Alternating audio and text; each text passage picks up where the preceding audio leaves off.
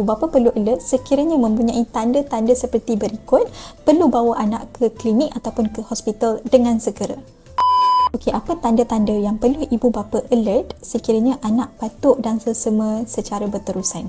Sekarang ni banyak sangat musim jangkitan yang terutamanya melibatkan kawasan pernafasan. Jadi, ibu bapa perlu alert sekiranya mempunyai tanda-tanda seperti berikut, perlu bawa anak ke klinik ataupun ke hospital dengan segera. Yang pertama, sekiranya anak batuk non-stop.